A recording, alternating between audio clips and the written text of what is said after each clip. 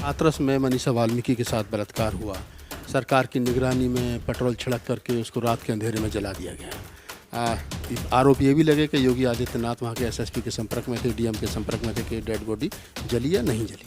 उस समय ठाकुर समाज के लोग जो आरोपी थे, उन्हीं के समाज के लोग पंचायत कर रहे थे दोषियों के पक्ष में। सारा देश हंस रहा था क्योंकि लड़की शेड्यूल कास्ट की थी। आज एक देश की पहलवान बेटियों के साथ जाट कम्युनिटी की लड़कियों के साथ में शोषण हुआ है और आरोपी ठाकुर है आज। और उसके पक्ष में भी करणी सेना जो है वो पंचायत कर रही है दादरी में, और ये कह रही है कि राकेश टिकैत के दिमाग से इस बात को निकाल दें कि ट्रैक्टर उन्हीं के पास है, ट्रैक्टर हमारे पास भी है। अगर ऐसी बात होगी तो हम ब्रजभूषण शरण सिंह के पक्ष में। आरोपियों के पक्ष में पंचायत करना, आरोपियों के साथ एक समुदाय जाति के आधार पर खड़े हो जाना और जाति के आधार पर शोषण होना, तो आपको लगता है कि ये जो लोकतंत्र के लिए खतरा है, ये इस कदर जातिवाद कि आरोपी जो इन पर गंभीर आरोप लगे उनके पक्ष में लोग खड़े हो रहे हैं वर्तमान। नमस्कार, मैं राहुल नागपाल और आप देख रहे हैं हमारा यूट्यूब चैनल बोल 85। पहलवान बेटियों को आज पूरा 1 महीना जंतर मंतर पर न्याय की मांग को लेकर के धरना देते हुए हो गया है। आज कैंडल मार्च जंतर मंतर से और इंडिया गेट तक रखा गया है, इसीलिए क्योंकि सरकार उनकी नहीं सुन रही है और सरकार कहीं ना कहीं आरोपियों को बचाने के पक्ष में दिख रही है। मेरे साथ वरिष्ठ समाज सेवी बहुजन चिंतक माननीय केपी चौधरी साहब हैं। तमाम देश भर में जितनी गतिविधियां होती हैं, तमाम मुद्दों पर वो अपनी नज़र बनाए रखते हैं और आज उनसे इस बारे में बातचीत करेंगे कि आखिरकार सरकार की क्या मजबूरी है। सरकार ब्रजभूषण सिंह के खिलाफ क्यों कोई सख्त कानूनी कार्रवाई नहीं कर रही है, क्यों कोई सख्त कदम नहीं उठा रही। चौधरी साहब, स्वागत है आपका। देश की बेटियां जिन्होंने गोल्ड मेडल जीत करके देश का नाम रोशन किया, बेटियां न्याय मांग रही हैं और सरकार है कि वो अपने आरोपी सांसद को बचाने में लगी है। देखिए, दुर्भाग्यपूर्ण है और सरकार संविधान के तहत काम करने के लिए बाध्य होती है और संविधान में उन सभी प्रावधानों का बाबा साहब डॉक्टर भीमराव अम्बेडकर जी ने समावेश किया है, जिसके तहत वो समाज की जो बेटियां जिन्होंने भारत का राष्ट्रीय और अंतर्राष्ट्रीय स्तर पर सम्मान बढ़ाया है और गौरव देश को दिया है। और ये दुर्भाग्यपूर्ण है कि देश की ऐसी बेटियां जो सामान्य बेटियां नहीं कही जा सकती, उन्होंने पूरे देश का गौरव बढ़ाया है, उन बेटियों को भी न्याय के लिए महीनों तक जंतर मंतर पर अनशन पर बैठना पड़े, धरने में बैठना पड़े। समाज के लोग, सभी समाज के लोग उनको समर्थन दे रहे हैं, सभी पॉलिटिकल पार्टीज़ के नेता भी वहाँ जा कर के उनको समर्थन दे रहे हैं। और क्योंकि ये एक जाति विशेष से इस मामले को जोड़ दिया गया है, तो उसमें भी ये भी है कि जो जिस समाज से वो बेटियां हमारी आती हैं उस समाज का भी उन्हें भरपूर समर्थन, और इसके साथ साथ अनुसूचित जाति समाज का भी भरपूर समर्थन, जिस समाज से हम लोग आते हैं उसका भी पूरा समर्थन। और मैं कहूँगा कि देश के हर व्यक्ति का जो अपने देश को प्यार करता है, जिसमें राष्ट्र प्रेम की भावना है, जो राष्ट्र के प्रति समर्पित है, जो संविधान में विश्वास करता है, मुझे ऐसा मेरा मानना है कि सभी लोगों का सहयोग और समर्थन उन बेटियों के साथ है जो एक दोषी सांसद को सज़ा दिलाने के लिए अनशन पर बैठी हुई हैं। और दुर्भाग्य है कि इतने लंबा समय बीत जाने के बाद भी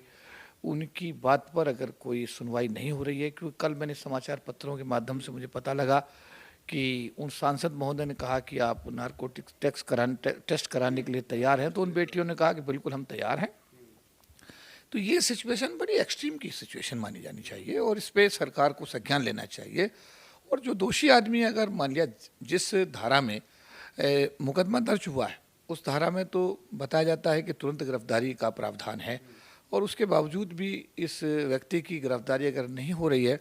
तो मुझे लगता है कि सरकार जो अपने दायित्व उनका निर्वहन नहीं कर रही है। और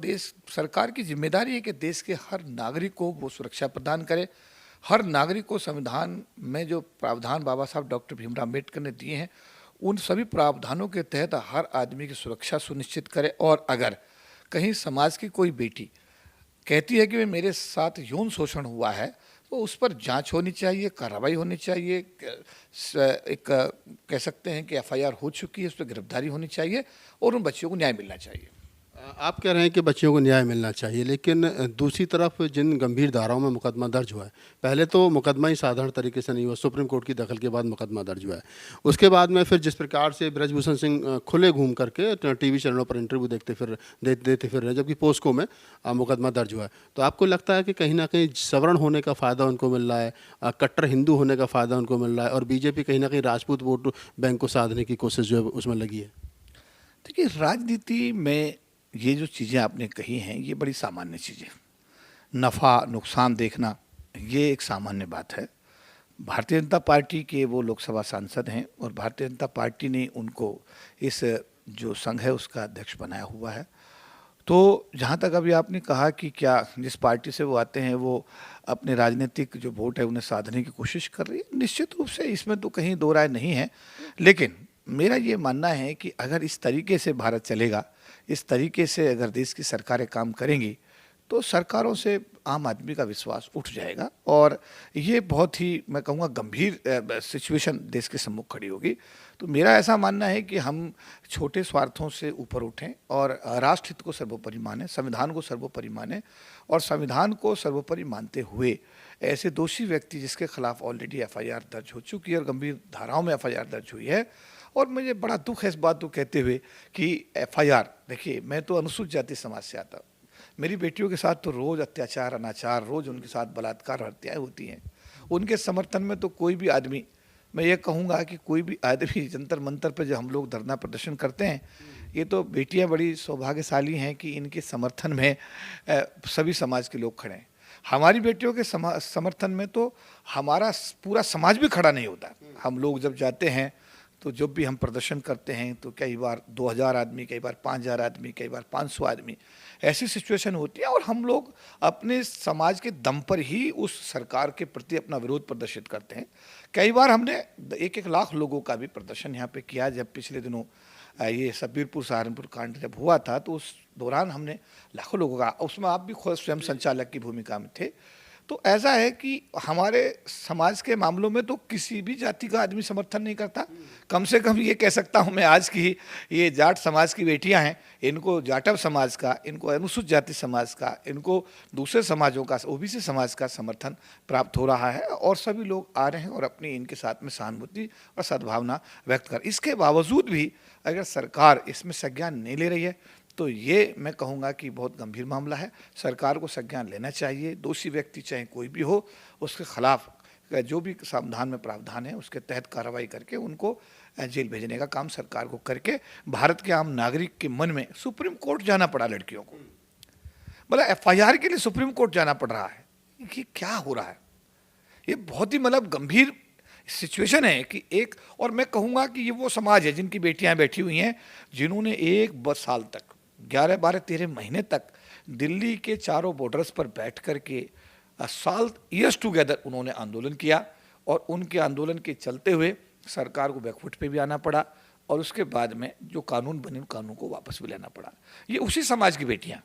और उस समाज की बेटियों को मतलब इतने दिनों से वो जंतर मंतर पर मतलब ये है कि न्याय की गुहार कर रही हैं। तो मेरा सरकार से यही अनुरोध है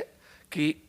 जो भी संविधान में प्रावधान है उनको सरकार को लागू करना उन सरकार की जो है प्राथमिक जिम्मेदारी है, सरकार की मूलभूत जिम्मेदारी में आता है। सरकार को अपने दायित्व का निर्वहन करना चाहिए और दोषी व्यक्ति के खिलाफ कार्रवाई करनी चाहिए। अभी आपने कहा कि वो जाट कम्युनिटी से आती हैं, वैसे तो देश की बेटी हैं, लेकिन जिस कम्युनिटी से वो आती हैं बड़ी मजबूत कम्युनिटी है। आपको नहीं लगता कि इतिहास कहीं ना कहीं अपने आप को दोहरा रहा है? एक समय था कि जब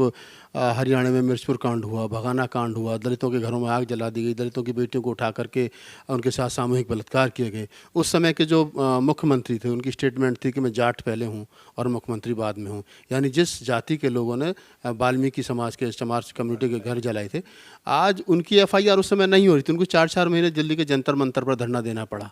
आज जिन लोगों ने घरों में आग लगाई थी उन्हीं की बेटियाँ जो है वो धरने पर बैठी हैं। तो इतिहास कहीं ना कहीं अपने आप को दोहरा रहा है। और दबंग चाहे कोई भी हो, मनुवादी की नज़र में लाठियाँ सब पे बराबर पड़ती हैं। तो लग रहा है कि इतिहास कहीं ना कहीं अपने आप को रिपीट कर रहा है। निश्चित रूप से जब अखिलेश यादव जी ने मुख्यमंत्री निवास को छोड़ा तो उन्हें तब आभास हुआ कि वो हिंदू नहीं है। उन्होंने कहा मैं तो हिंदू, मैं मानता था अपने आप को मैं हिंदू, लेकिन जब उनके आवास को, मुख्यमंत्री आवास को धोया गया, साफ कराया गया, गंगा जल अन्य चीज़ों से साफ किया गया, तो तब अखिलेश यादव जी ने कहा कि मुझे तो पहली बार आभास हुआ, मैं तो आपको कृष्णवंशी मानता था, हिंदू मानता था, लेकिन अगर मेरे आवास को खाली करने के बाद में दूसरा आदमी जो खुद भी हिंदू है, वो आदमी भी अगर ऐसा भेदभाव करता है, ऐसा जातिगत दुर्भावना उसके अंदर है, तो वो चीज़ भी पूरे देश में चर्चा का विषय है। जो अभी आपने कहा कि जब हम लोग जो आपने कहा बिल्कुल सही बात है कि उस समय के मुख्यमंत्री by the way Congress party से थे और हुड्डा साहब ने बयान दिया था और उसकी बड़ी भर्त्सना हमारे समाज में हुई थी कि अरे भाई, आप प्रदेश के मुख्यमंत्री हैं, आपकी जिम्मेदारी है कि पूरे प्रदेश के एक एक व्यक्ति को आप सुरक्षा प्रदान करें। लेकिन वाल्मीकि समाज के जब घर जलाए गए और उनके घरों में उन्हीं के गैस सिलेंडर से घरों को तोड़ दिया गया, तो निश्चित रूप से जो अभी आपने बात कही है कि इतिहास अपने आप को दोहराता है, ये बिल्कुल सही है। अभी मैं चौधरी टिकैत जी का एक बयान देख रहा था, उन्होंने कहा कि जब मुस्लिम से झगड़ा हो तो हम हिंदू हैं, और जब हम अपनी बात कहें, अपनी बात को रखें, तो हम जो है समझे नहीं बात, आप हिंदू नहीं है, फिर हम जाट हैं। तो निश्चित रूप से ये तो जाति का, देखिए मैं तो हमेशा देश में विदेश में जब भी मुझे कहीं मौका मिला, मैं तो हमेशा इस बात को बहुत जिम्मेदारी के साथ बोलता हूँ कि भारत की भूमि में सांस लेने वाला हर आदमी जातिगत भावना से ग्रस्त है और भारत का हर निर्णय जाति के आधार पर होता है। और मुझे, मेरे समाज को, जिस समाज से मैं आता हूँ, उसको तो हर पल, हर क्षण, हर कदम पर अनुसूचित जाति समाज में पैदा होने की कीमत चुकानी पड़ती है, चाहे वो भारत सरकार का मंत्री हो, चाहे भारत का वो राष्ट्रपति हो, चाहे वो आईएएस हो, चाहे वो आईपीएस हो, दफ्तर में कहीं क्लर्क हो, गांव में सफाई कर्मी का काम कर रहा हो, हर स्तर पर उसको हर पल हर क्षण इस जाति का जो ये दंश है उसको झेलना पड़ता है और उसकी कीमत चुकानी पड़ती है। लेकिन आज, जैसा अभी मैंने कहा कि यदुवंशी हमारे जो अखिलेश यादव जी, आज हमारे जाट समुदाय के जो लोग 1 साल तक सरदार समाज के लोग 1 साल तक दिल्ली की सड़कों पर, बॉर्डर्स पर पड़े रहे, उनको अंदर नहीं आने दिया गया। तो अब समाज को, अभी सभी लोगों को आभास हो रहा है, और मैं ये आह्वान करूंगा जो भी लोग एससी के हैं, एसटी के हैं, ओबीसी के हैं, माइनॉरिटी के हैं, इवन साथ साथ मैं तो ये कहूँगा कि मुस्लिम समाज के लोगों ने भी अनुसूचित जाति समाज के लोगों के साथ में अन्याय करने में कोई कसर बाकी नहीं छोड़ी। जैसा अभी आपने कहा कि जाट समुदाय के लोग हों, यादव समुदाय के लोग हों, मैं उत्तर प्रदेश से आता हूँ, उत्तर प्रदेश में तो जाट समाज भी है और यादव समाज भी है, और अत्याचार का अगर हम इतिहास देखें तो यादव ने भी और जाट ने भी ऐसे समाज के साथ अत्याचार करने में कोई मौका नहीं छोड़ा। और इवन मैं कहूँगा कि जो माइनॉरिटी के लोग आज देश के अंदर इस समय हाशिए पर हैं, उन लोगों ने भी अनुसूचित जाति समाज के साथ जातिगत भेदभाव के चलते कहीं पर भी कोई कसर इन लोगों को सताने में, इन लोगों का शोषण करने में नहीं छोड़ी है। तो मैं ये कहूँगा कि अब ये सब शोषित समाज का हिस्सा बन गए, चाहे जाट है, चाहे वो यादव है, चाहे वो गुजर है, चाहे वो अनुसूचित जाति का है, चाहे ओबीसी है, चाहे माइनॉरिटी, अब ये सभी एक बोट में बैठे हुए हैं। इन सब लोगों को इस देश की जातिगत व्यवस्था को समझना चाहिए। समझ करके मान्यवर काशीराम जी का 85% और 15% का जो उन्होंने पेन निकाल करके वो दिखाते थे कि ये 15% है जो ऊपर रहता है कैप के रूप में, कभी कुछ काम नहीं करता, और ये 85% जो नीचे सारे दिन लिखता है, तो उनका जो फार्मूला है जो उन्होंने दिया, उसको हर आदमी को अब समझना चाहिए। और साथ साथ बाबा साहब अम्बेडकर के बारे में भी इस मौके पर मैं कहूँगा कि आज भारत देश जो चल रहा है वो बाबा साहब अम्बेडकर के बनाए हुए संविधान से चल रहा है।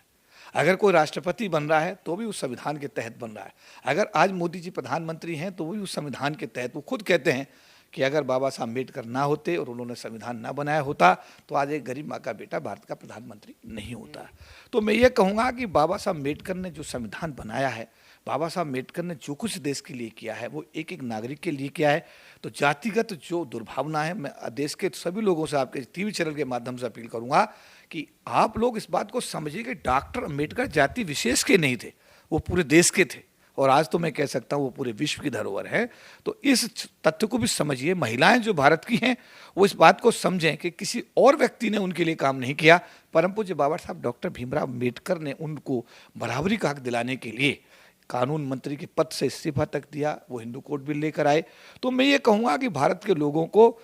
जातिगत दुर्भावना से ऊपर उठना चाहिए, और जिन लोगों ने, चाहे वो महात्मा ज्योतिबा फूले हों, चाहे बाबा साहब भीमराव अम्बेडकर हों,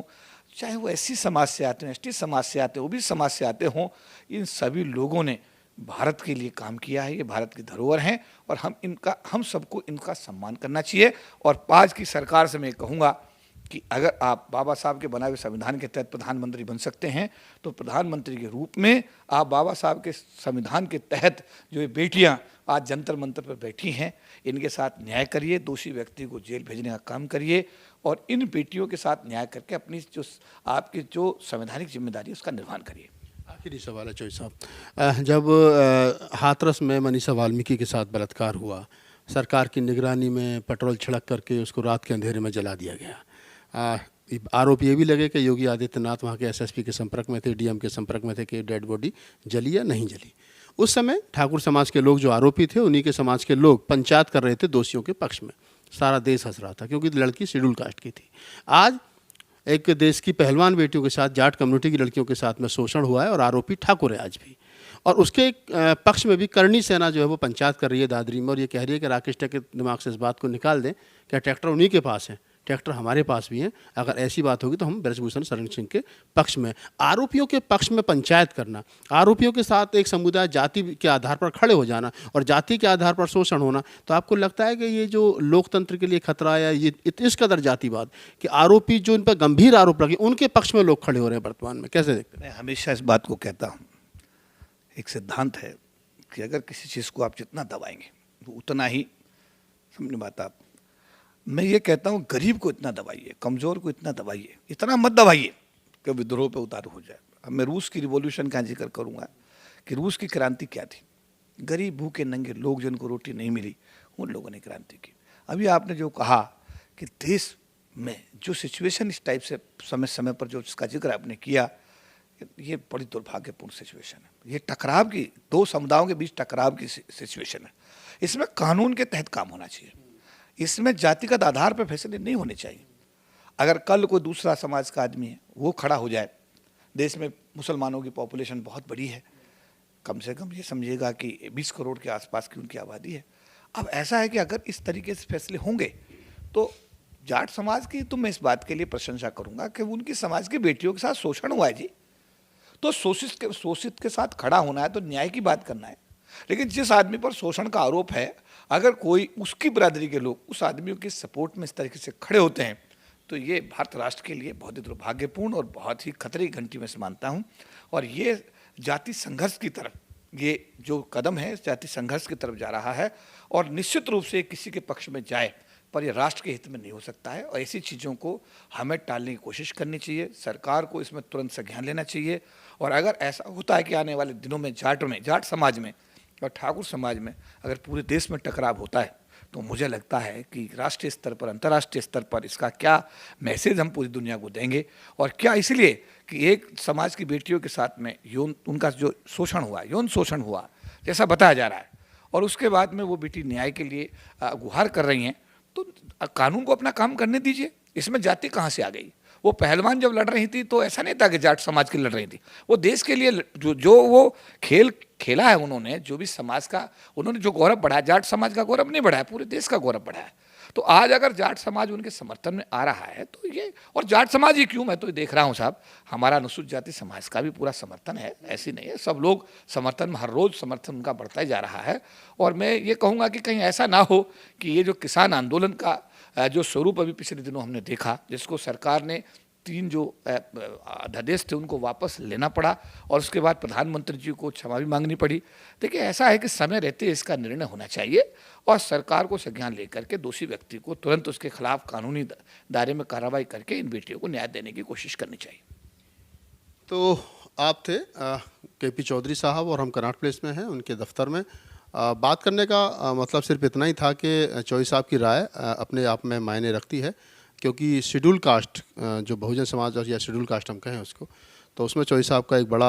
अपनी पहचान है, एक नाम है। पिछले 40 साल से वो लगभग समाज की लड़ाई जो हर रोड से लेकर के और सरकारी दफ्तरों तक उन्होंने लड़ी है। तो इसलिए उनकी राय महत्वपूर्ण बन जाती है कि इस मामले में उनकी क्या सोच है और जिस प्रकार से उन्होंने डिटेल में सारी चीज़ें गंभीरतापूर्वक बताएं। तो ये मैं यही कहूँगा इस बारे में कि बेशक उनको जाट कम्युनिटी की बेटी सरकार बताने की कोशिश कर रही है और ये कह रही है कि तो कुछ लोग हैं जो आंदोलन कर रहे हैं, लेकिन मैं एक ही बात कहूँगा कि चाहे वो मिर्चपुर कांड में जिन लोगों के साथ गलत हुआ, सहारनपुर कांड में, सब्बीरपुर कांड में जिन लोगों के साथ गलत हुआ, या फिर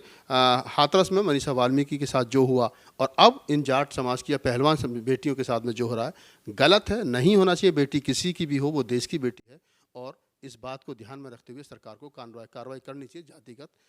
दुर्भावना से ऊपर उठ करके। मैं राहुल नागपाल, कैमरामैन अरुण गौतम के साथ, दिल्ली। ठीक है।